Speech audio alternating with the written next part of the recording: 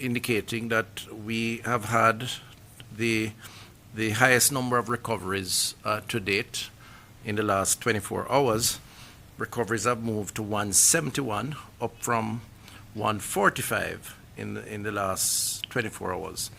This 171 means that we have had 26 more Jamaicans recovering from COVID-19 and therefore would have been released back to their communities across Jamaica.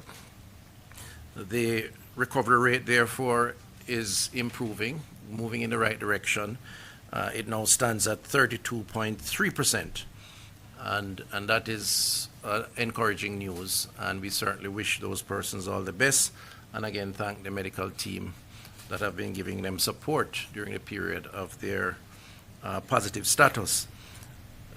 Our deaths remain the same, 9 or 1.7% of total those who have been affected or infected. That 1.7% is well below the global statistics, global numbers, which was around 2.6 to 3% or thereabouts. And so as a country, we are doing better than most, and that again is worth celebrating, even while we regret any loss of life. I would further state too that based on an issue that was raised in the Special Select Committee and in the Parliament yesterday, that there is no, well, let me put it another way. Deaths in the first 3 months of this year, when compared to the first 3 months of last year, is actually lower based on RGD statistics. Indeed, in the month of April, is it March or April, there were some nearly over 300 less deaths. And I raise that to say that those who are concerned about testing and whether we are losing Jamaicans to COVID and not picking that up because we may be not testing enough persons, that is not demonstrated in the statistics as it relates to overall deaths. We're not losing more Jamaicans since COVID has come on the scene. In fact, the statistics suggest that less Jamaicans are dying. And clearly we're not making the link to less people dying to COVID, but what we're saying is that the argument or the criticism that we may be under testing and therefore not accounting for the deaths is not one that the evidence supports, and I want to make that very clear.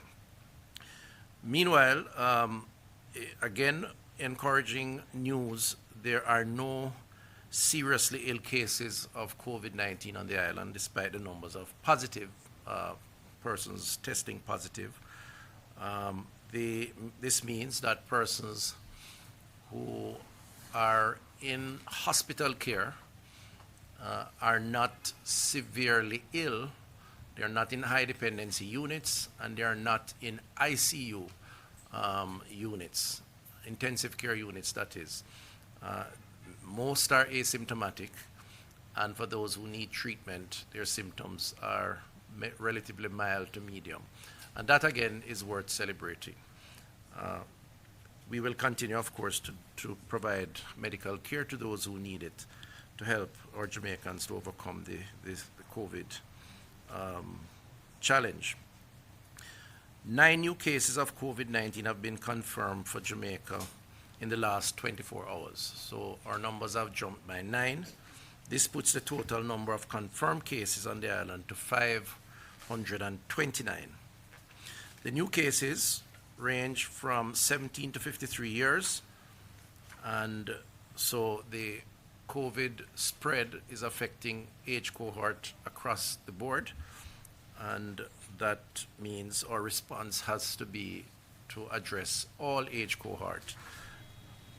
6 males recently repatriated, the important piece of information, are among the new cases, the 9 new cases. And I want to pause here to say that of the total number of persons who have come in from the UK, we have so far had confirmation. This is just over 100, right? 120 or thereabouts from the UK.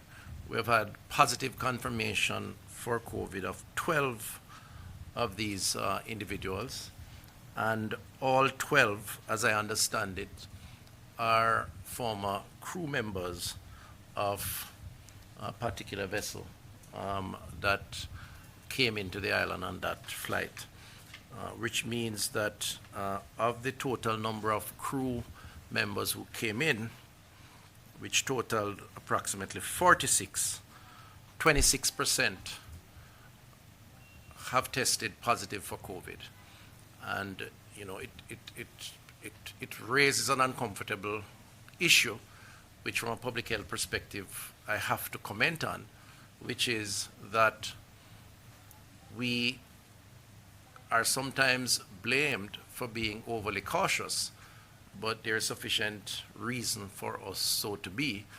And it's not to accuse anyone of anything, but it's just to represent the best public health interests for the general population. Because one could argue that the arrangements that were made prior to these persons coming in had involved quarantining and testing, but the reality, having come in, is that 26% or 12 of 46 have tested positive.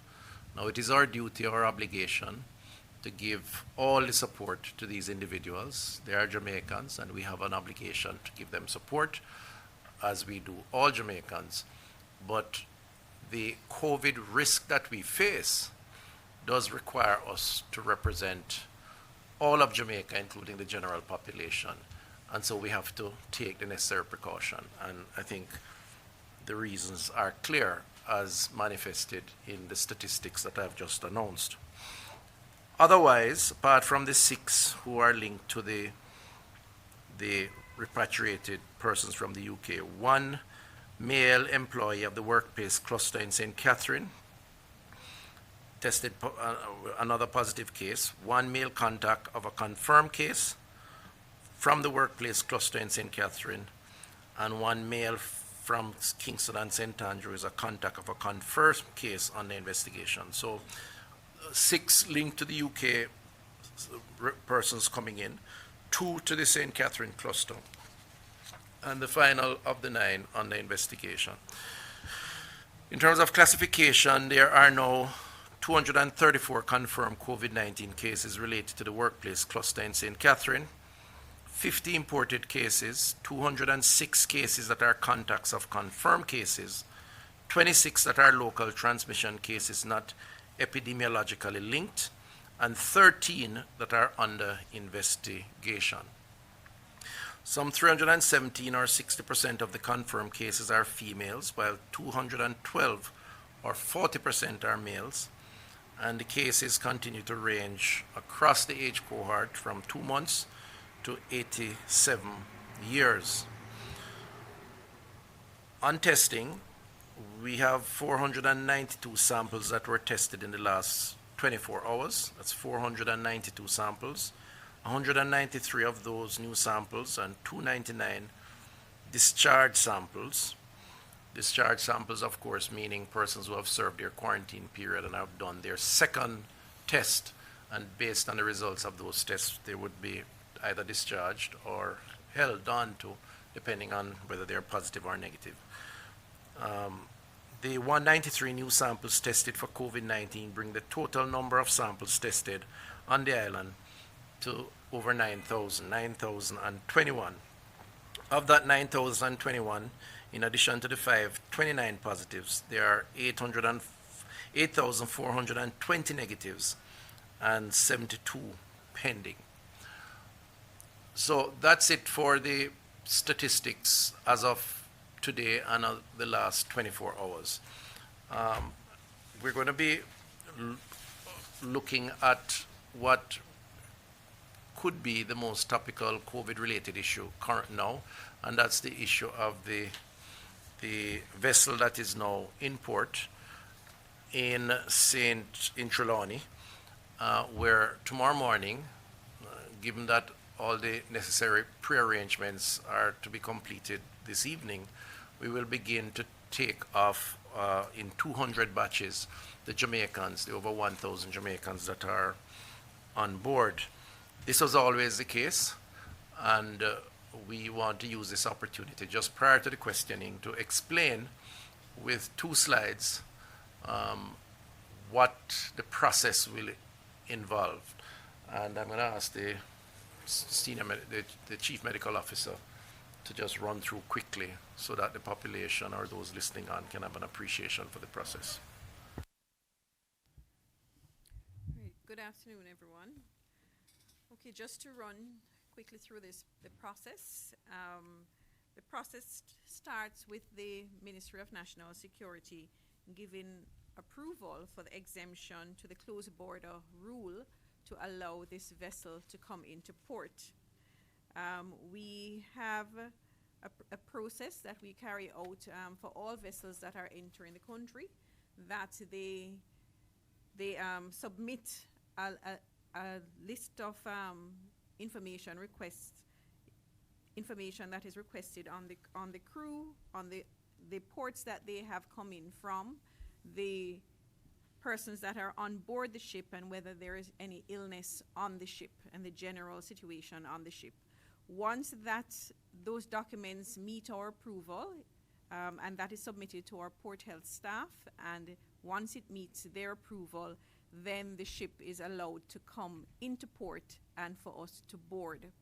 Now, we have delayed the boarding of the ship for a day because the ship came in yesterday, and we delayed the boarding until today in order for us to finalize all the arrangements that needs to be in place to process the persons that are coming off, ensure that there is accommodation, transport, all the logistics are in place for them.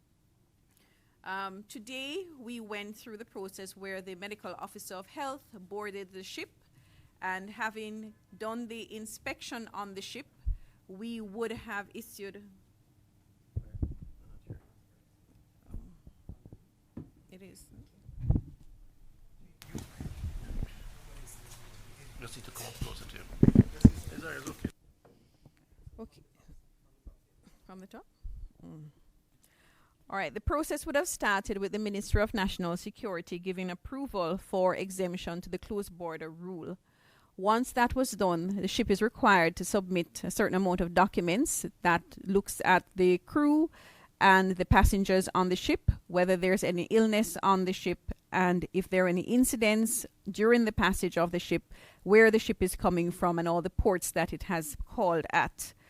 Once that meets our approval, and that initial approval is based on the fact that we don't think that there is any illness on board the ship. Once that meets our approval, then the ship is allowed to come into port.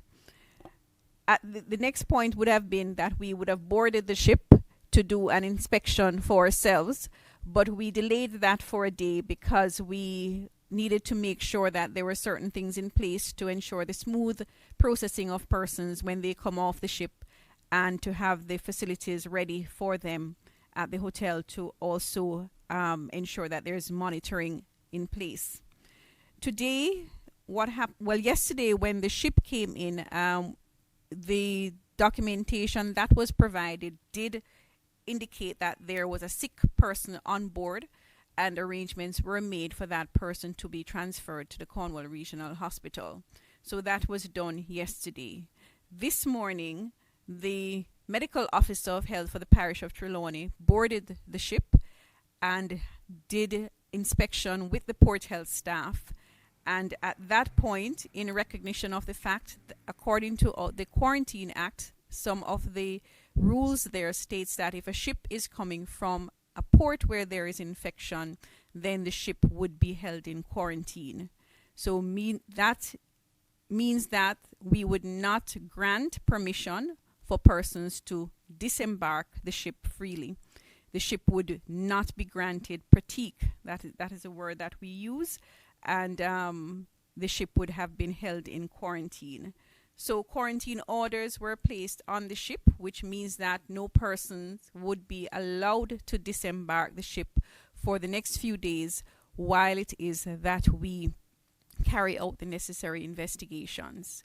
However, in the processing, in order to get the Jamaicans to disembark, we made certain stipulations in terms of the quarantine orders that were placed that would allow the Jamaicans to disembark over a period of days in batches of 200. Many persons are concerned about the fact that we're only allowing 200 persons to come off, and I've seen questions where persons are asking if it is that we have the capacity to test over 1,000 persons per day, why not test everybody per day and allow persons to come off? However, it is not just the testing that has to take place. We do have to go through a process where persons are interviewed. We do get the paperwork, but we do have to do a personal interview as well to ensure that everything is in order. We have to do some sensitization of persons. We know that a big part of us being able to control what is happening in Jamaica in terms of spread has been because of public education programs. And so we want to ensure as well that these persons, during the interview and after the interview, that we provide some information about COVID-19 and also about what is happening in Jamaica and how it is that we prioritize certain actions, why it is that we have to put them in quarantine, what would happen that would make them go into isolation, for them to generally feel comfortable with the process that they are entering into. So once the persons come off, and that would start tomorrow. So today they are being processed by PICA, and PICA would go, that's PICA is the immigration agency and customs agency. They would go through their process today for 200 persons, and tomorrow we would be ready to start the disembarkation of those 200 persons. Once it is that they come off, they will be sampled. The samples will be collected from them, and then quarantine orders will be served, and they will be transported to a quarantine facility where they will remain for 24 to 72 hours until we get back their results. When we get back their results, then arrangements will be made for home quarantine for these persons depending on the results. If we have persons that are positive, then of course these persons will be isolated. Considering the risk that there will be in having persons in home quarantine, we will do quite a bit of sensitization with the persons once they are at the hotel for them to understand their personal responsibility as well. And we will enter into an arrangement where they will be monitored for the period that they are going to be at home. The next 200 persons will disembark on the following day, and the same process would occur. And we go through that process until all persons have disembarked and have gone through sampling and have been released into home quarantine. Thank you very much, CMO. So there you have it. That's the process that we will work with to complete the processing of the over 1,000 Jamaicans on board the Adventures of the Sea, Royal Caribbean. We are obviously working with the other critical agencies, Ministry of National Security, so it's Customs, Immigration, Port Authority, which falls under the Office of the Prime Minister. And it's a collaborative effort. But from a public health standpoint, the collecting of samples, the quarantining, the testing, and then the home quarantining or isolation represents the substantial function of public health. And I want to thank the team because they've been doing a lot of work to make this happen. Just to say, we are going to go into questions now, but prior to, after the questioning, I'd like you to hold on because we're going to be interviewing an executive of Adventures of the Sea who is currently on board the vessel. He is the hotel director, that's his title. And guess what? Even though he represents senior management, he's a Jamaican. And he's actually not going to get off the vessel. He's working and helping to manage the process there. And we'd like to get his perspective. We also will get a quick update on Bahe Principe from the operations manager there, whether things have adjusted. Bahe Principe will be the home for a number of these persons coming off the vessel, and as you know, we had some issues there. And in keeping with the announced intention not to renew the work from home order, we wanted to quickly speak to a business operator who employs a lot of persons to get a perspective on what they think living with COVID really means from a workplace perspective. So we have 3 quick interviews which hopefully can provide some better insights behind the numbers that we have just announced. So we'll move now into the questioning. Stephen? Thank you very much, Minister. Just reminding our media colleagues to use the raised hand feature on Zoom.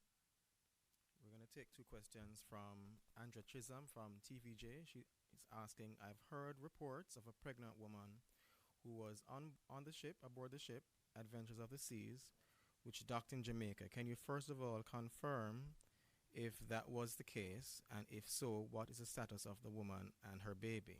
The second question, we have received reports of some Jamaican ship workers being traumatized by recent events, including the prolonged isolation on the ship. Are there any plans to offer any form of psychosocial support?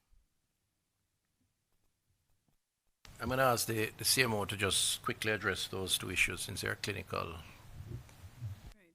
So, yes, it was in fact a pregnant patient that was removed from the ship yesterday, and that person was transported to the Cornwall Regional Hospital. The particulars of the case are not available for discussion at this time. In terms of the psychosocial well-being of the persons at the different quarantine and isolation facilities, we have been working with our mental health team to put together a program for these persons. We have had some improvements in terms of the activities planned at the existing facilities, and we continue to offer that support in terms of offering any kind of counseling that is needed. I must say that for the persons that are coming in on this cruise, we have also made arrangements for this to be done in terms of any counseling that is needed. Thank you very much, CMO. We're going to go to Arthur Hall from The Observer.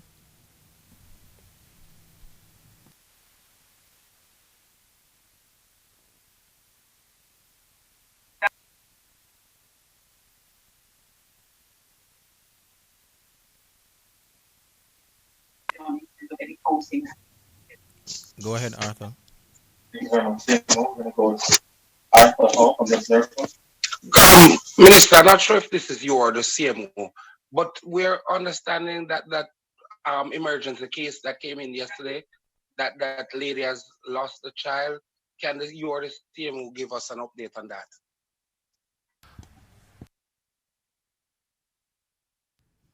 No, we're not able to give you an update on that. And let me just explain, Arthur, that, and I know you appreciate this, the patient confidentiality issues doesn't allow that to take place. The person would have to speak on their own behalf as it relates to the status of their condition, or give written permission for that to happen. Thank you very much, Minister. We're going to go to Jamaica Social.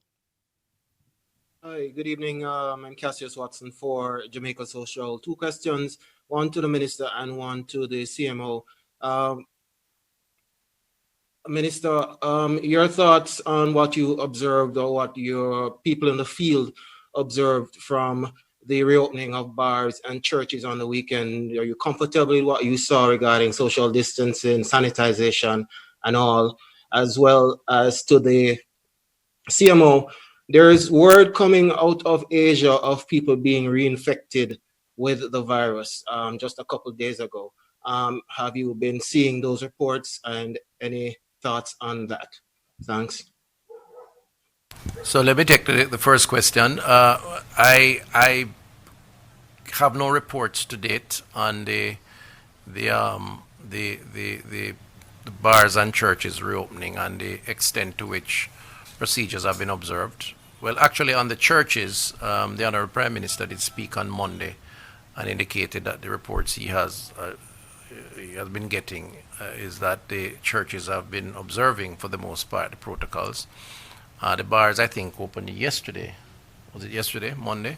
So Tuesday, so maybe early days. I think in the coming days we will have a better appreciation for what the status of that activity is. We have spoken to a few persons. I had one on the discussion last Wednesday, and the impression was that there were attempts to comply, but I guess the time will tell over the next few days. Okay, in terms of reinfection, I just want to clarify between reinfection and positive test once persons have recovered, because the positive status does remain after a while after the person has recovered.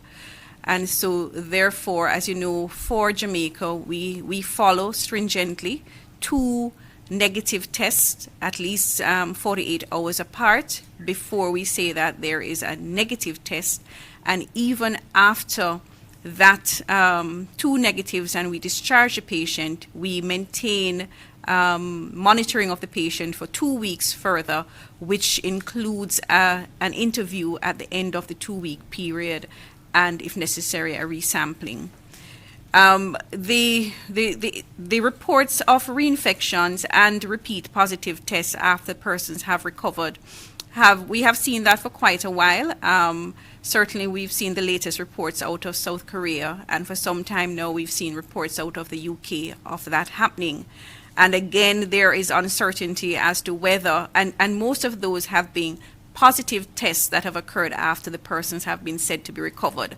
And so we cannot say that those are reinfections. It could be the same infection, but the positive tests do remain after a while. And sometimes you may get a negative test and then you test after and you get positive because of various reasons. The virus load is going to be very low at that time, and sometimes sampling initially may pick up a negative test, but then when you resample, you can get a positive test. Sometimes it is also as a result of how the test is done. If the test is not done properly, then you may not pick up virus on that first sampling that gave you a negative test. Hence the stringent approach to us giving a negative test and or discharge criteria and protocol. In terms of reinfection of the person, now this means that the person would have gotten rid of the virus totally from the body and now would have had a new infection. There has been just several documentations that we are not sure as to how long any kind of immunity that persons have last for. We are hopeful that it will follow the patterns of other coronaviruses and certainly of SARS coronavirus 1, which lasted for a long period, but we are not sure at this time. So there is, at this time, I must say that yes, there is the possibility of reinfection because we do not know. But for Jamaica, we are still early in the process. And what we are seeing from our positive cases is that it is taking upwards of 3 weeks, sometimes 4 weeks for persons to become negative. We are also not sure at that time, in that last part of the positive results, whether or not persons are infective, because sometimes you can have viral particles that will give a positive test but may not necessarily be infectious. So there's still a lot to learn from the infection, and so the necessity of a cautious approach. Thank you very much, CMO. I'm going to go to Brittany Clark. Hello, good evening. Okay, I have 2 questions. Firstly, there are some lingering concerns about the home quarantine measures what sort of technology is in place to monitor those persons who are expected to be placed in home quarantine? And is all the technology in place for the process tomorrow? And if there is no technology, how will the ministry ensure that these persons abide by the home quarantine guidelines? My second question is to Minister Tufton, regardless of the fact that the government is now making strides to restore the economy, what do you believe, rather, the wearing of masks will form part of Jamaica's new normal in the long term, or at least in the foreseeable future? Thank you. Okay, so in terms of the home quarantine arrangements, clearly it is a less controlled environment than if one were in an institutional setting. So there's no doubt that it comes with greater risks for persons and depends, therefore, to a large extent on persons engaging in discipline and taking personal responsibility. The reality is that in the future, home quarantining will become more the norm than the exception. And in a sense, we are gradually moving in that direction, and we're going to have to get the society to come to terms with the need to protect themselves, their best interests, the protection of their family and friends and their community, and by extension, collectively, the country. So it does come with risks, and it's going to depend a lot on individuals, the persons. The technology that will assist the process, however, the monitoring that is, will begin with our Jam COVID app, which will be placed on a smartphone and will require that individual, in keeping with taking personal responsibility, to provide periodic updates in terms of temperature checks and so on. And we will have to depend on individuals to be faithful to the requirements that will be placed to them as a condition of them going home. Beyond that, though, in time to come, we intend to deploy another technology device that would be more secure in terms of affixing it to the individual. And if that individual were to move out of a particular space or tamper with the device, then it would provide a signal to the monitoring infrastructure to respond. That is a more secure arrangement, but that is in train and not yet available. So for now, it's really the arrangements on the Jam COVID app, and it's going to require a lot of personal responsibility.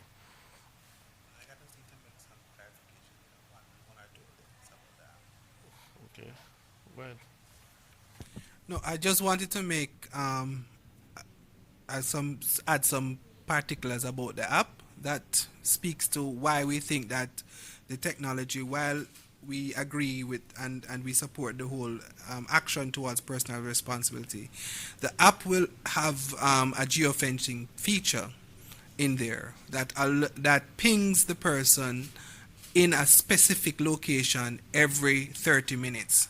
If the person is outside of the area of the geofencing, the ping will alert a central point where the JCF will be alerted to the fact that the person has moved out of the specific geolocation. All persons who will disembark will be asked to give consent to their being tracked in this way.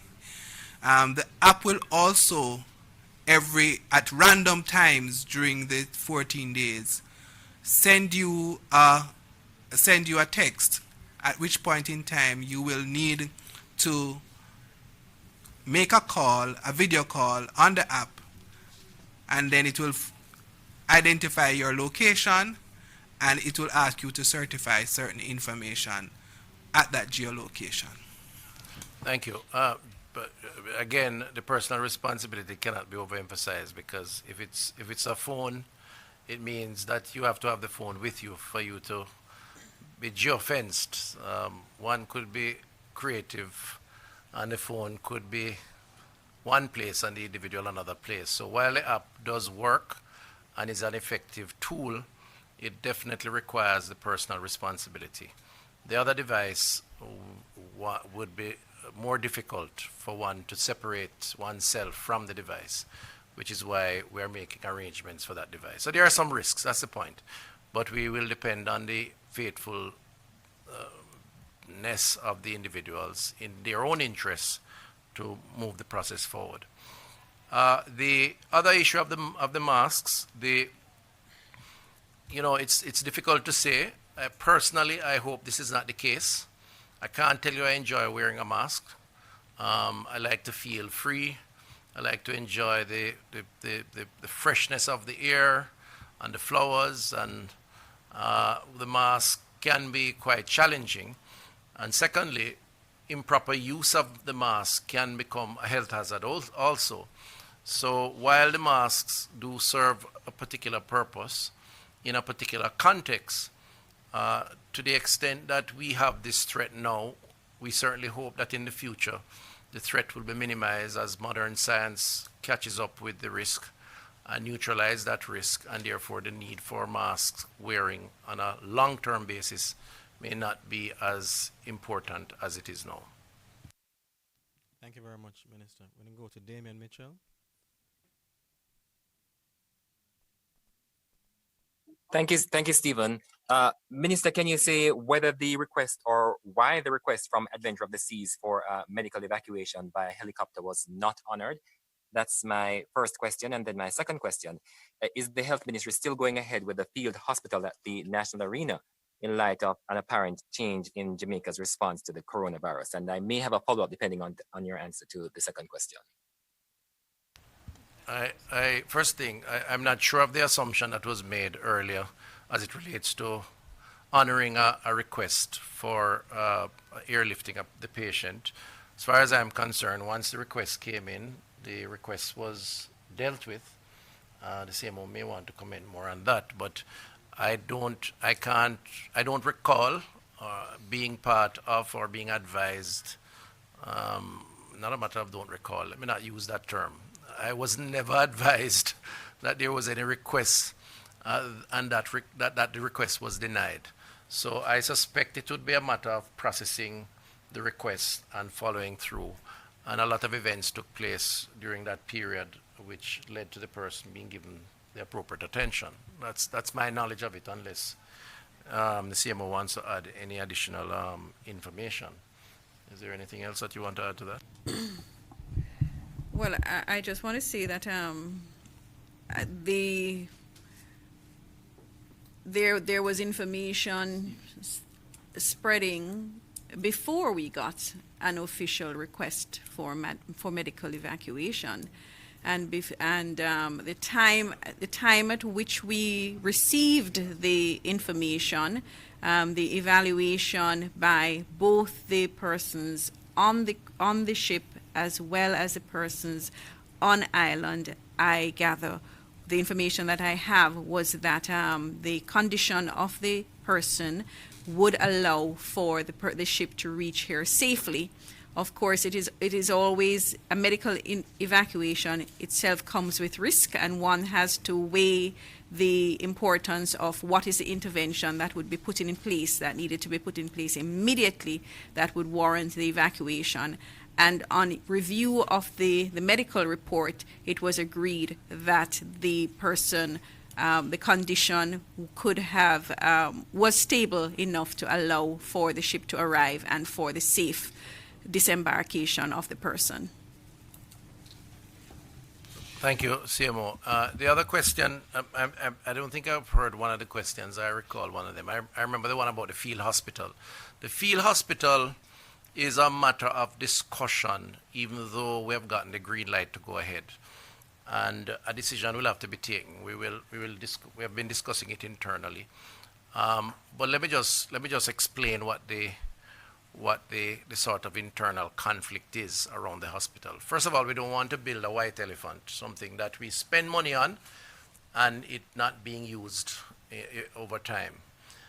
At the same time, we are concerned that as we move to a life of living with COVID, opening up our borders, allowing free movement, the risks that are associated with the spread of the virus, at least in the medium term, will be greater. We're seeing evidence of that in terms of the controlled reentry, where we have seen a number of persons testing positive. By the way, it's 15 of the initial numbers coming in, 3 from the US and 12 out of the UK, so 15 overall. The challenge with that, of course, is we're going to have to prepare our secondary healthcare system, and we are doing that. We're putting over 300 beds, wards, to deal with COVID.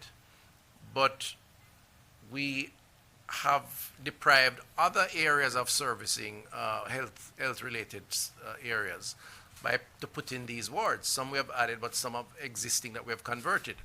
And the real issue, Damien, is, are we likely to be overwhelmed at some point? And should we put an infrastructure in place to manage the process over the next 6, 8 months, 12 months, as we are doing with community health aides at the primary level? And if we don't, will we become overwhelmed? If we do, will it be used or not used? And it's a very difficult decision to make, and that is what we're contending with now. It's not that the monitoring has changed, as you suggested in the question. It's not that we're moving to home quarantine, because that was always on the cards, because we can't institutionally quarantine persons for an indefinite time. It's very costly, by the way. And while you'll have a limited capacity to do that for special arrangements, special circumstances, what we're more concerned about is the capacity of the secondary system to respond should you have a surge. And the chances of a surge are real when you open the economy, and whether or not the existing infrastructure can deal with that. So that's really the issue as it relates to the field hospital, why it is still under consideration, even though we have the go-ahead to do it. I don't recall what the third question was. Thank you. I was saying I would have a follow-up to it dependent on your answer to this question. And in fact, there is a follow-up. So if you should abort the contract you had initiated with Rogers, how much would it cost the government? Nothing. The question is whether or not, I'll tell you what I mean, it's we're transparent. I'll tell you what I've said to the team.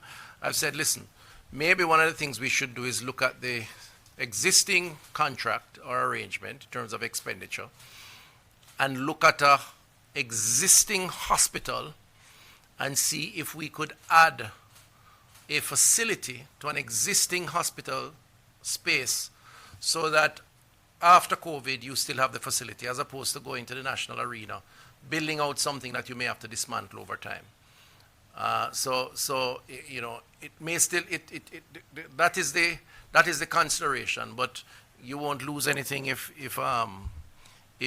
you abandon one approach for another, or if you abandon it altogether. Thanks very much, Minister. There was a follow-up from Arthur. He asked if there was going to be an order in which we're deciding how the 200 persons will disembark from the ship. Right. So in conjunction with the ship's personnel, they have identified persons who we would have considered to be of higher priority in terms of persons who have any kind of medical illnesses or any kind of personal situation that would warrant them getting home quickly. So we have identified those persons, and those persons would be disembarked initially. So those are in the first 200 that we would start the process for tomorrow.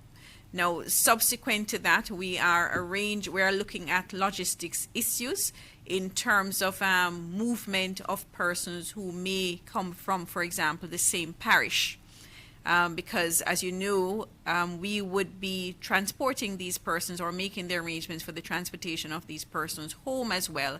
And so we have to work out with our partners what are the best logistic issues in terms of how it is that we batch persons.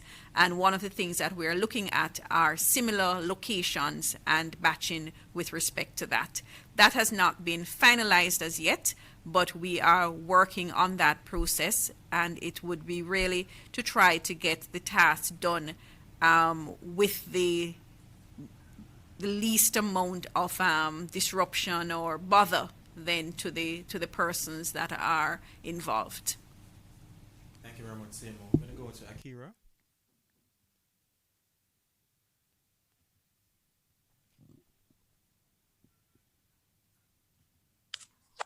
Good evening. Akira Davis here from the Star. So as you would have known, the CDC had informed that the coronavirus can spread via contaminated surfaces. But today, they shifted their stance to say that the virus cannot be contracted via such surfaces. What does the health ministry has to say about this? And my second question is, as we move towards the reopening phase of workspaces, what is being proposed for office spaces with air conditioning units?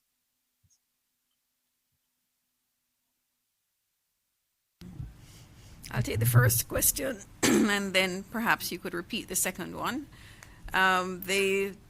With regards to the information that is available on the virus, we still maintain that the spread of the virus is through droplets, and therefore, logically, the droplets can fall on surfaces and therefore can pose, for the period of time that the virus remains alive on those surfaces, then persons can pick up the virus and transfer them to their respiratory passages and cause infection. So that is not just for this COVID-19 disease, but for all infections that are droplet borne, the same thing applies. So we maintain that. You could repeat your second question. Okay, thank you. My second question was, as we move towards the reopening phase of workspaces, what is being proposed for offices with air conditioning units?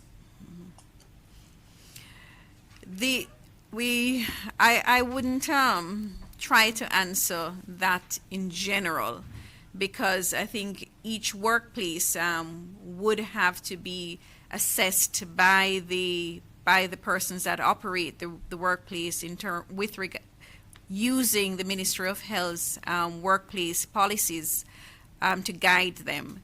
So you may have air-conditioned situations that are quite okay because you have adequate spacing and you have all the other infection prevention and control measures are applied, and so the workplace in itself would be safe. We do not consider that the disease is airborne, although in closed spaces it is possible that droplets, we have seen in various case reports across the world that we have had incidents where droplets have gotten into air conditioning vents and have moved because of the air that is pushing the droplets. So you, and in one situation you may have a condition that is fine and that allows for safe working, but in another situation you may have a lot of persons working in a small area that is air conditioned, and the infection prevention and control measures cannot be maintained, and that is where the risk is. So persons who are operating businesses, we are working in conjunction with the PSOJ and with various entities to finalize the workplace protocols. But the Ministry of Health's existing policies are on our website that employers and business owners can look at to have guidance in terms of what they need to put in place to ensure that their workplace is safe or is operated safely. Okay. Thank you very much, CMO. We have a question from Emma Lewis. She's asking, can you please tell me how many care homes have been inspected to date and whether care home residents are being tested? We had a presentation at the joint special select committee yesterday where the Standards and Regulations Division actually presented on care homes, and it was a comprehensive presentation. I don't have the details in front of me, but just to say that there is a protocol as it relates to COVID preparation for these nursing homes. That protocol has been sent out both to the registered and unregistered nursing homes, and there is inspection taking place as we speak as it relates to the numbers, based on the numbers that are there, and they're well advanced in the process. I would need to get the details. Sorry. Okay, the detail is brought up here. So there are number 187 on record, numbers with, look at the numbers inspected.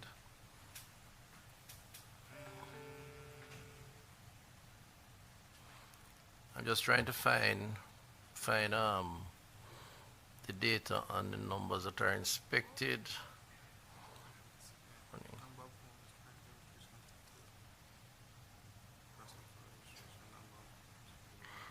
Okay, I'm not finding it here, but I can share that information with her later on. But there was a fairly comprehensive presentation, and they are being inspected. That's the most important thing, including those that are not registered. Thank you very much, Minister. We're just going to go to our final 3 questions. We have Suzelle.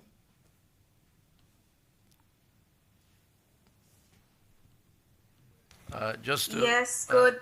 All right. Go ahead. Sorry. Okay, yes, good evening. I have a question. I couldn't help but realize that less samples are being tested in the 24-hour period as seen in the earlier stage of the outbreak.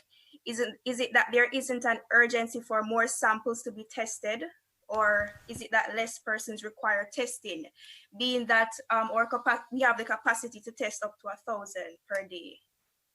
Okay, well, first of all, we can test more than 1,000 per day, and in the last 24 hours, we have tested 492, which does not represent less sampling. It's actually relatively consistent thereabouts. So we are collecting as we go along, and it's been working, I think, based on all the other variables. There is a point at which we will have to do more mass testing, and that's a protocol that is being developed. On the issue of the nursing homes, I just found the information. A total of 118 have been inspected, 85 satisfactorily, and 33 to do more work.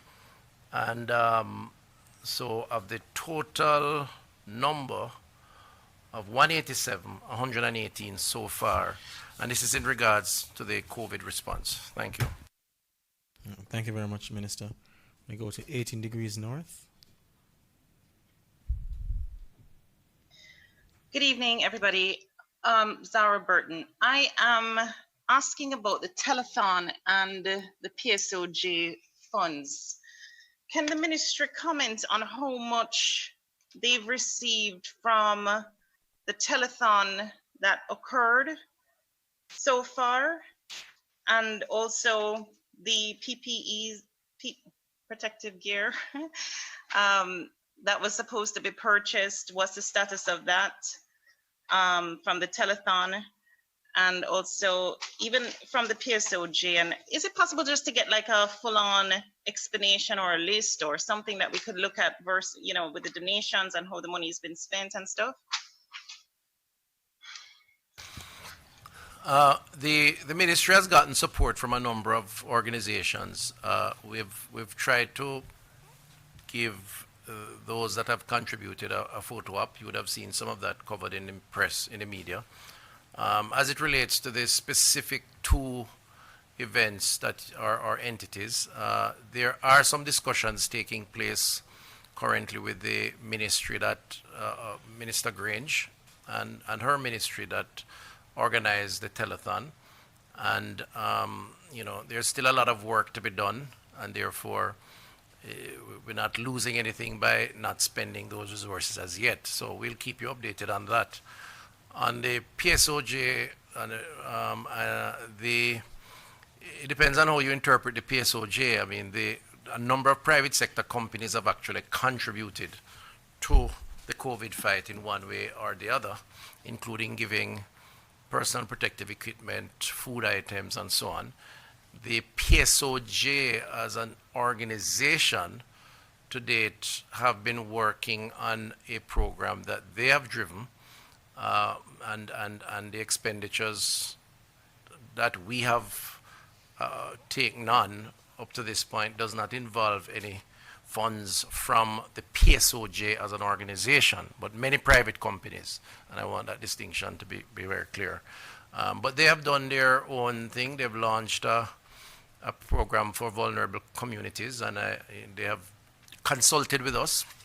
We've had some discussions. I've spoken to a number of the members and the president, Mr. Keith Duncan, but no resources have changed hands between the Ministry of Health and the PSOJ. Thank you very much, Minister. We're going to go to our final question from Damian Mitchell. Thank you for allowing me again, Stephen. Minister, can you explain when this Alorca call center worker you just reported has returned positive finding, when this worker was tested? That's question one. And can you confirm that a further 2 workers from the ship, the Morella Discovery 2, were tested positive today? I can't answer the question about when this call center person was tested, and I'll allow the CMO to comment on the other question. Right. So in terms of the testing of the Alarica worker that has tested positive recently, you would recall that we place persons in a 14-day quarantine period, and we do that because we believe that persons may be in an incubation cycle at the initial testing, and so they would have had a negative result. However, the incubation period continues for 14 days, and so during that period of time, they may become positive. So we would be retesting quite a bit of persons who had an initial negative test, especially those persons who we thought would have been at a high risk of having had contact with positive persons or several positive persons, especially within the workplace cluster. So some of those retesting are being done now, and while it is that we have closed off on the initial testing results, the initial tests that were done and have reported a certain amount of persons that would have been positive, we are now in the retesting phase, and so you may find that we will be coming up with more positives coming out of the Alarica case investigation as a result of this retesting.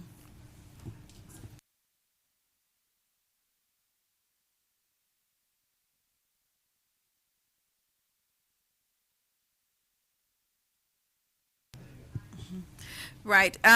We have to be very careful how it is that we speak about results that are just coming off the system, because we would not have been able to do the investigations to find out exactly who these persons are. So we would not have been able to make that report because we have not verified where the new cases are coming from as yet, because I would want to point out that we have persons from different areas that may have been at same facility. So I would be very careful of giving that information, and until we are sure of that information, then that is when we will be able to furnish that to the public. It is unfortunate though, and I have to say that information is in the public domain when there's a process that has to be observed and respected in order to maintain the integrity of that process. So I hope that, well, let me leave it at that. As soon as we have the information, we validate the information will be made public, and we should respect the process to deliver that information, because it's important for the credibility of that process. And I think we've been very transparent in what we have done to date. Next. Thank you very much, Minister. We'll do a final follow-up with 18 Degrees North. But you're ahead of the game, because let me tell you something. I've been trying to get one up to now. All right. We thank all our media colleagues for their questions and for participating in this media update. We're going to go to our second segment now, which I turn over to Minister Tufton. All right, thank you very much. So we're going to move quickly into COVID conversations, really looking at the numbers behind the numbers. We have 3 quick interviews that we're going to be doing. Firstly, an update from Mr. Fabian Brown, who is the operations man on the ground at Bahe Principe. We have had some issues in the past week. We've tried to resolve those issues and wanted to get an update from him. Plus, the Bahe Principe is going to be used for a number of other persons going in from the Adventures of the Sea Royal Caribbean. Mr. Brown, are you online? Yes, yes, Minister. Good evening. Hi, good evening to you. Thank you very much for coming on. For briefly, tell us now what's the update, what's the latest at Bahe Principe. I know you're giving an explanation from management's perspective. Give us your assessment. Well, first of all, Minister, I must commend the government for the initiative thus far and the fact that we had the opportunity to partner in this way to essentially save lives and to eventually have our economy open as soon as possible. We have provided rooms, as you're aware, and 3 meals per day. Not only is it that we're providing rooms and 3 meals per day, but we have also added to all of that an attention to the mental health and wellness of the persons in our facilities. Our entertainment team provide daily activities, and this past weekend, for example, we would have had one of our own team members, who himself is a minister of religion, providing spiritual wellness to the persons in the facility. We also provide on-property transportation just to expedite movement and the processes, and just to ensure that the persons are as comfortable as possible.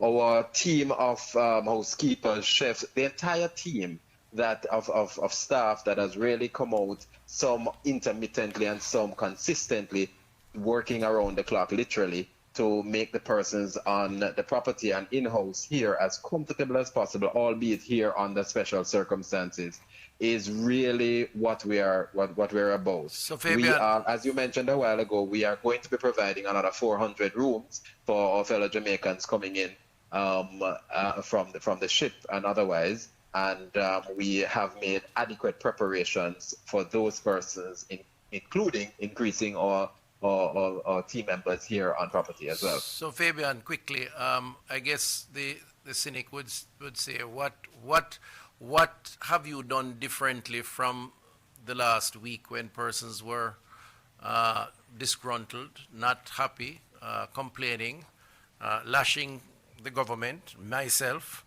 that they were not being treated well? What's different since that time to sort of correct that situation? Well, Minister, as you know, part of in the partnership, we're talking about numbers because we prepare the meals are served, but there have been increased numbers in terms of the personnel, the support system on the property, both from the Ministry of Health side and indeed on our side as well. In terms of the variety and the spread of meals that we are offering to our fellow Jamaicans here in the house. That's another upgrade that has been done. Another significant addition is what I had mentioned earlier on. Our entertainment team have been doing a marvelous job in terms of engaging our the persons here in quarantine as they come out on the balcony, and they engage them in activities throughout the day. So much so that I can tell you the reviews that we have been getting have been very encouraging, to say the least. And we constantly listen to the reviews in order to be able to tweak and improve as we go along each day, because our mission is to really offer the support to ensure that the persons in-house are as comfortable as possible, because what we're trying to do is to be a part of the solution, essentially. Basically, what you're saying is that we have added more people, which I've said publicly. You've adjusted the variety of the meals. You've added entertainment and some amount of spiritual support, and therefore, and that has helped or made persons more comfortable in their surroundings. Absolutely, Minister. I think even that the engagement that we have on a daily basis, that has been a significant inspiration to the process, because we can well appreciate if it is that you're locked up for 14 days, albeit on a beautiful property in lovely rooms, you are going to get a sense of fatigue, and you wanna leave. So if you are engaged, your mental space will be much different. So, I mean, I really want to give a big shout out to our team members, from the housekeepers, the chef, the kitchen staff, the ground staff, the technicians, everybody who has really been putting their shoulders to the wheel and making a significant difference for our fellow Jamaicans that are here with us. Our mission is to be able to see whether or not we can add to opening the economy very quickly and get our own sector, the hotel sector, back on the road. We're in the business of hospitality, and that's what we do. Okay, thank you very much, Fabian. Keep it that way. We have a lot more persons coming in, Jamaicans, and we have to ensure that all are treated well. So we anticipate a continuation of the relationship. And I want to take the opportunity of thanking the Baye Principe for taking on this task. I think it's very important, and Joel, and the Sandals Group also for that facility in Montego Bay, and others. I think that we could not do it without that kind of offering, because only the hotel business has this type of room numbers and the facilities that could accommodate the institutional quarantining. So we appreciate it. I think the government appreciates it, certainly the people of Jamaica. Thank you very much, and we will continue to work together. It's a pleasure. Okay. It's a pleasure, Minister. From the Pinera family to the local management team, it's a pleasure. Okay, thank you very much. Can we go now directly to our next person? You're trying to get them online, right? All right. So the institutional quarantine arrangement is important to the COVID response, has been important to the COVID response. As we have said, over time, we have to move towards the home arrangements. It means that the field operatives, the community health aides, public health inspector, public health nurses will have to work to, examine these homes. So there's a lot of work involved in that, to determine appropriateness, to give appropriate guidance, to do follow-up and checks. We do work with the constabulary and the JDF where necessary to help in that regard. But the new norm that we are working towards is going to require personal responsibility. It's going to require an understanding and appreciation for persons to secure themselves, and if they get COVID and are asymptomatic, don't need hospital care, they're going to have to stay at home. And that is going to be very critical in order to manage the spread, or to prevent or avoid the spread. And that is the new narrative, that everyone counts, and it requires all on board to make the process work. Okay, as I had said earlier, we are going to do a quick discussion with a very significant person on the Royal Caribbean Adventures of the Sea. He is Mr. Clunis Daly, and he is the hotel director, of a significant position. He has agreed to be identified, and guess what? He's a Jamaican who has worked for many years in this field, and who is going to give us a perspective. Mr. Clooney, welcome. Thank you very much. Glad to be with you. All right. The first thing I want to ask, first of all, I want to thank you for coming on the program, COVID Conversations. You're being listened to across the country and perhaps across the world on Twitter and Facebook and all the other social media platforms and mainstream media. I'm sure Jamaicans are curious to find out what parish you originate from, a little personal stuff, and how you got into the cruise business and how long you've been in it, and what does your substantial title mean, hotel director? Okay. Well, actually, I'm from the parish of St. James. I started with Royal Caribbean 1985. I worked my way up through various ranks within the hotel structure on board. and I've been now hotel director for over 20 years. And my position really on board the ship is I administer and direct the hotel operation vessel, just to ensure the company and the department and ship performance objectives are met. I have a number of managers. I oversee the entire operation, which consists of food and beverage, housekeeping, guest services, financial operations, facilities management, the entertainment areas, human resources, training and development, IT operation, casino operation, and all the other revenue streams that we have on board. So that's what I do on a daily basis, and I continue to say this over and over again that with Royal Caribbean, it's a great company to work for, and if you work hard and you play by the rules, you will be able to achieve your goals with this company.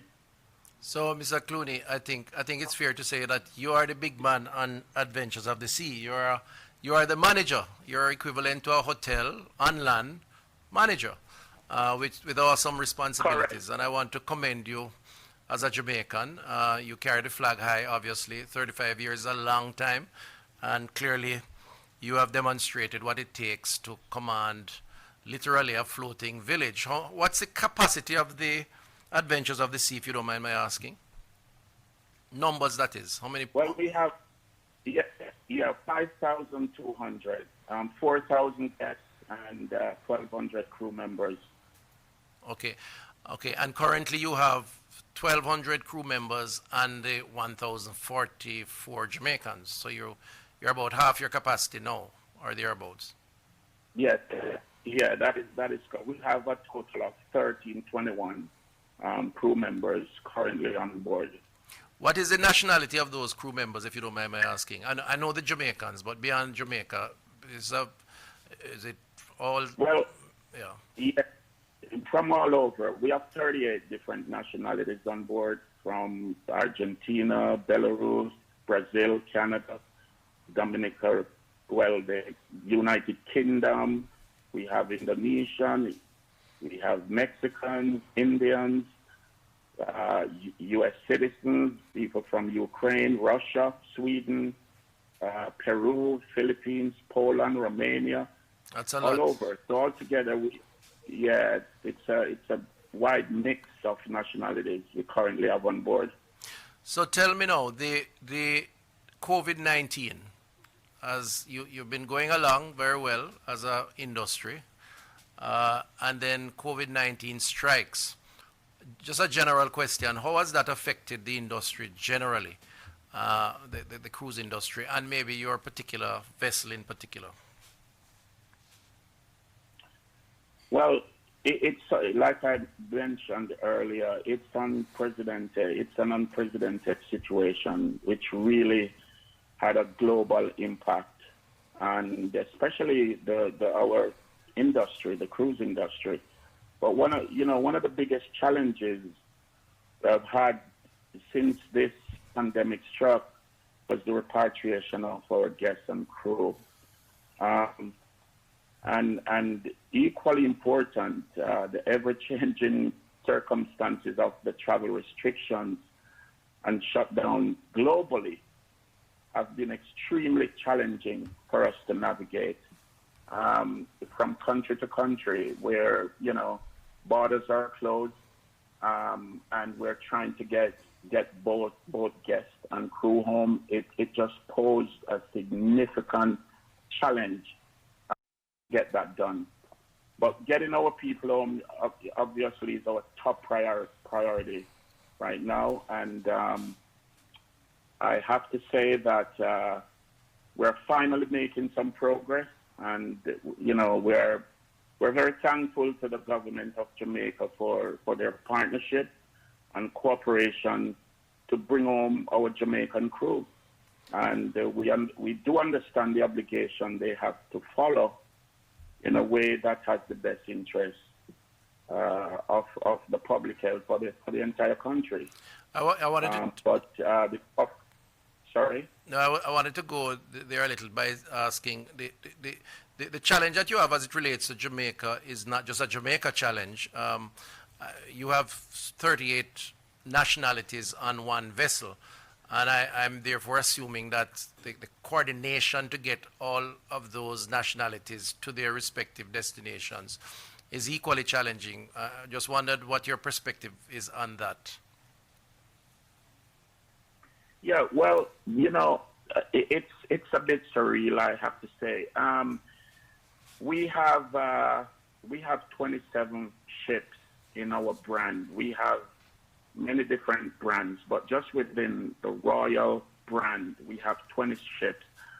And you should see the challenge to get all the ships together, to offload crew members from one ship to the next, because what we're doing now is the ships are taking people to their homeland.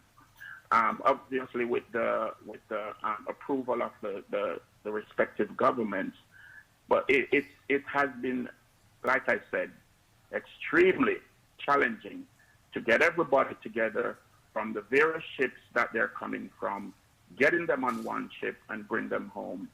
That process was tedious. It was challenging, and but I have to say, just the partnership with the various governments around the world make it worthwhile. And the concern that governments have, is it fair to say that there is an understanding on the part of the cruise lines and hopefully those wanting to go home why those concerns may be valid? Oh yeah, definitely.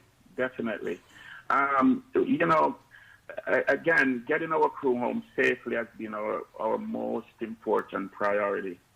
And we're tending to all their physical and mental needs of the crew. And what we have done, we have ensured that every single crew member stay in a single guest accommodation. We have provided food, snacks, and trying to keep their spirits up. And it's just trying to, to really make sure that the anxiety due to the uncertainty of the situation is dealt with, because we have a lot of crew members, not only our Jamaican crew members, but our crew members from all over the world.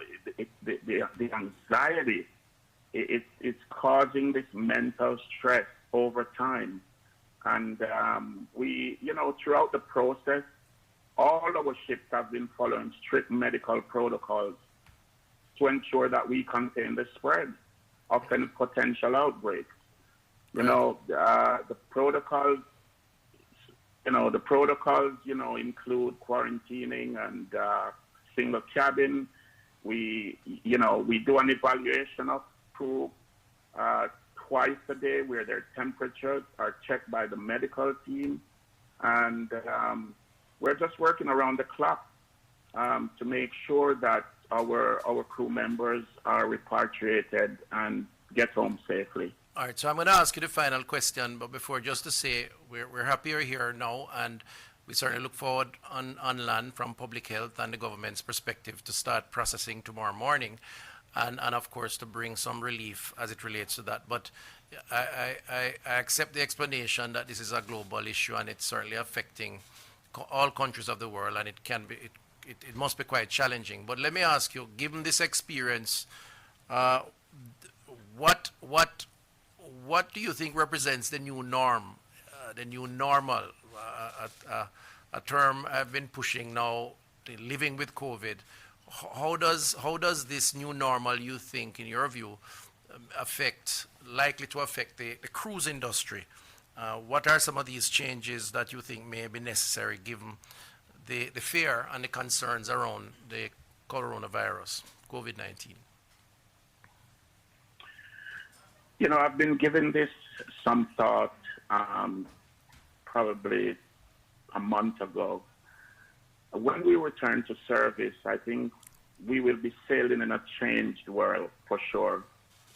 I think how well we anticipate and solve for this new environment will play a critical role in our, in our keep of guests and crew. It's gonna be about the guests and crew safety and health. I think booking from the time of booking, there will be changes there where even elderly guests coming to cruise on board our ship pre-COVID will have to present doctor certificate of their health to sail. I think our dining experience, there will be some changes around that in as it relates to social distancing, maybe more table for two and not large table. Our shore excursions with us packing a bus, for example, to go on a particular tour. I think there will be changes around that. And just a higher portion of guests, I think, will want to book balcony rooms. And, we have a lot of rooms on board the ship with 4 berths. And I think that will be a thing of the past. And the newer ships that's coming out, I think, will probably have no inferior stateroom. So there will be, I think, at every food venue, there will be a hand wash station, and there'll be more focus on hygiene and health related situations. So yeah, it's going to be it's going to be a changed world in terms, as it relates to cruising. Thank you very much, Mr. Daly. The new norm does apply to the cruise industry, and that's what I'm hearing coming from you, someone with 35 years. And in public health, we're saying on land, the new norm is also a reality that we will have to confront and deal with. Final question, as I did say the final before, but I cannot not ask you about the spirits of our Jamaican brothers and sisters on board as they anticipate coming off in batches of 200 starting tomorrow. What's the feeling? What's the mood? You're not coming off, by the way, because you're manning the vessel, right? So you take it back to port. But what about the others? Yes, I will be on board. But there's a high level of great happiness just to be home, and our Jamaican crew members, majority are really looking forward to be home with their family. I think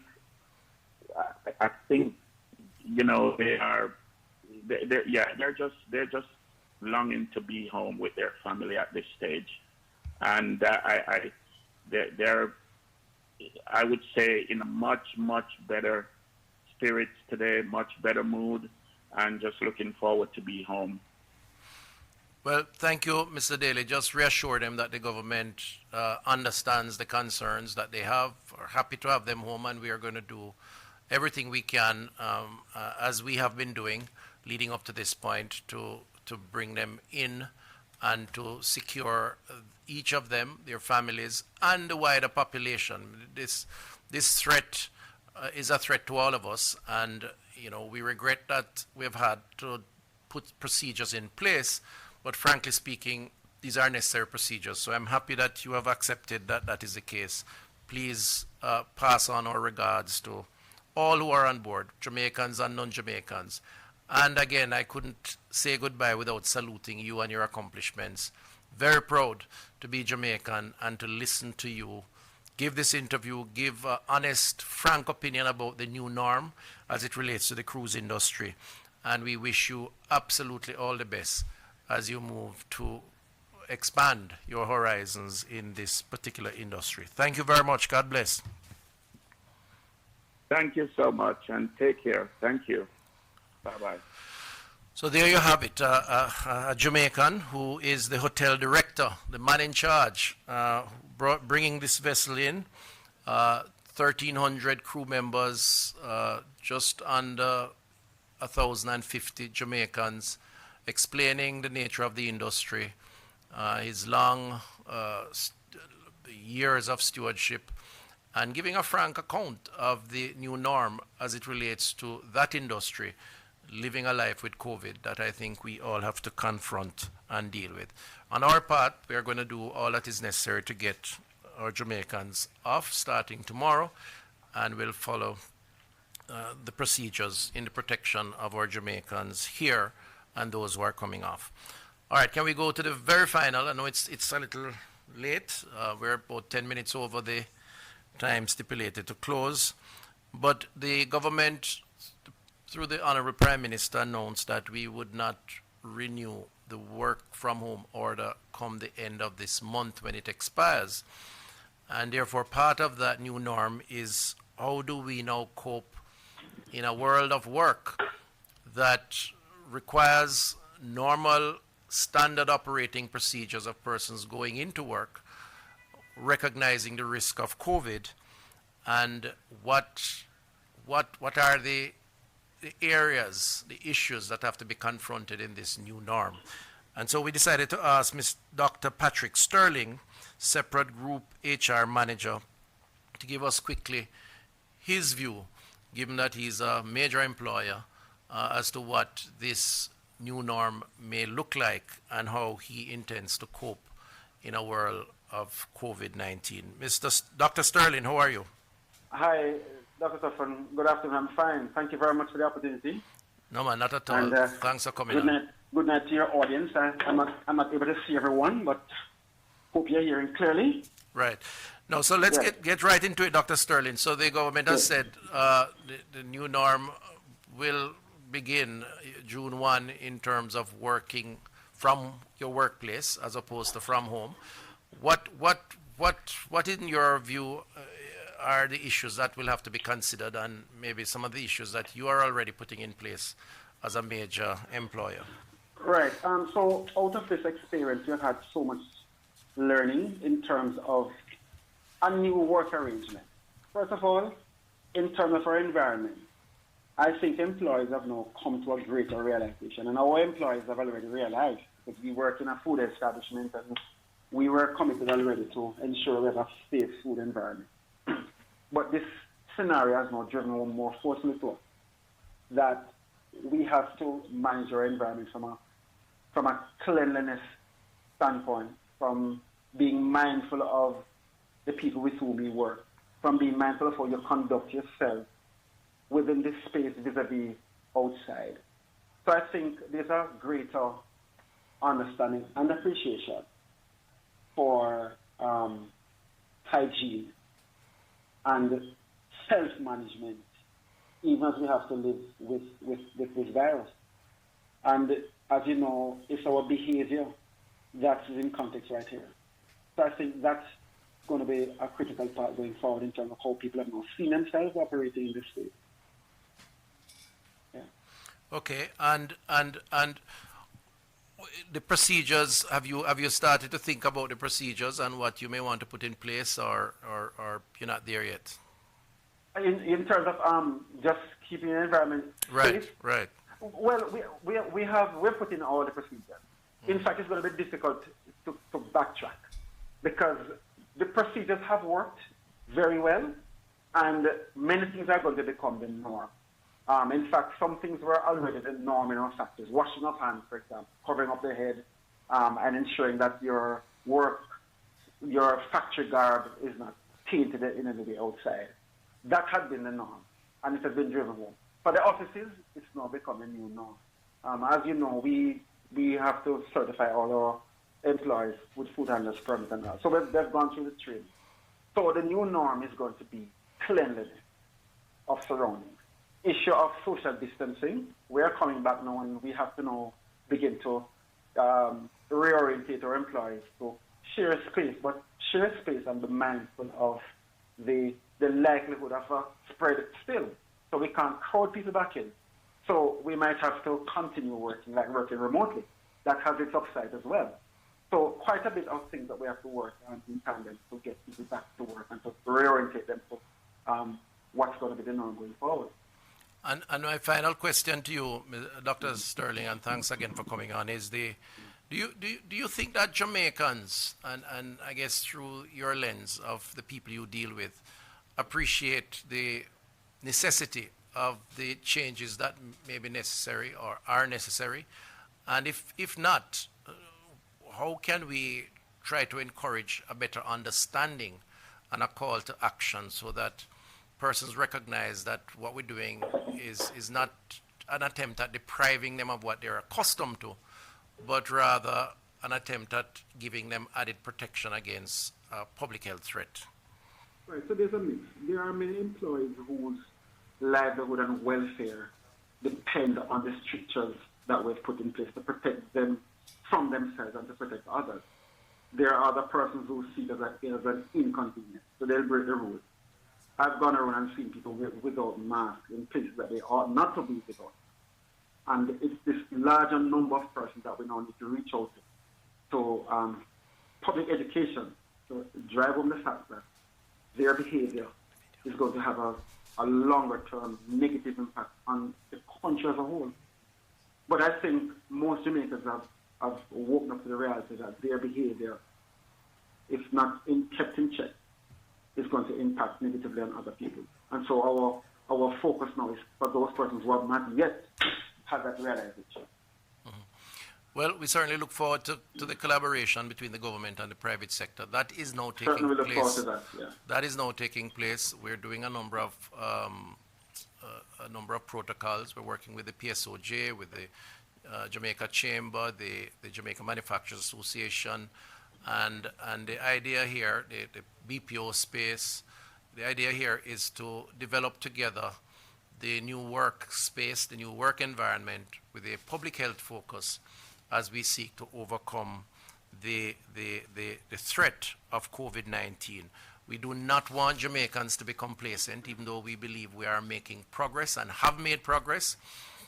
We want Jamaicans to get back to life, to earning, to economic activity, to social activity, to play, but we want that to be done in the context of a recognition that a threat, COVID-19, exists and will continue to exist for some time to come. That is why we say it's really a new norm.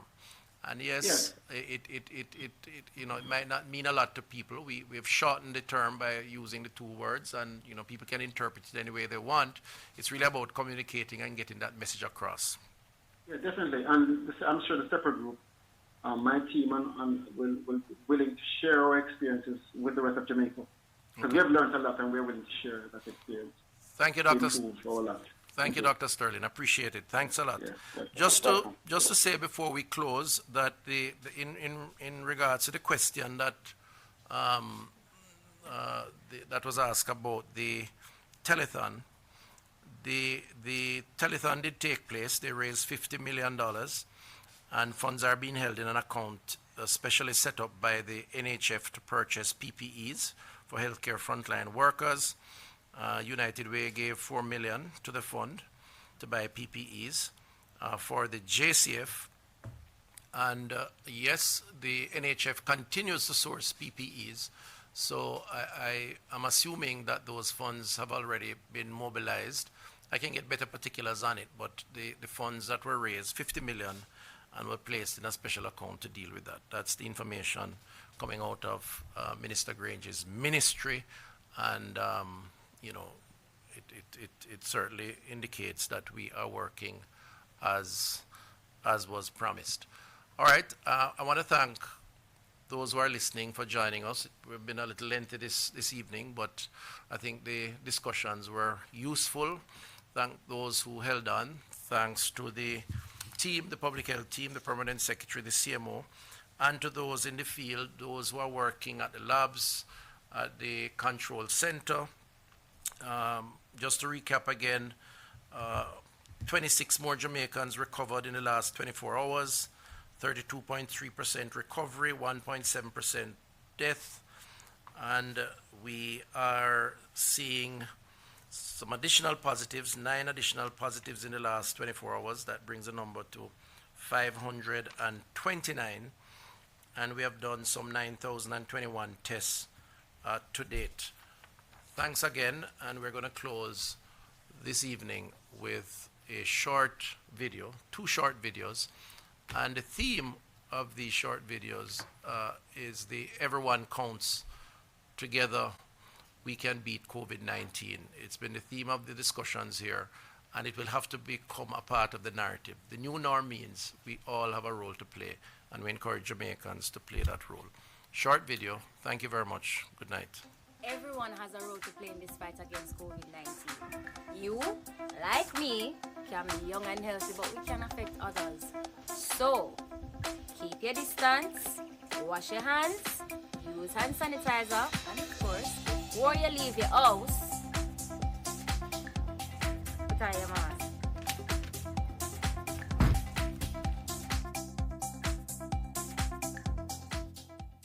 Look here, no one come crowd up my shop, you know. Stand at least 6 feet apart. And if you're coming in, please sanitize your hands and wear a mask.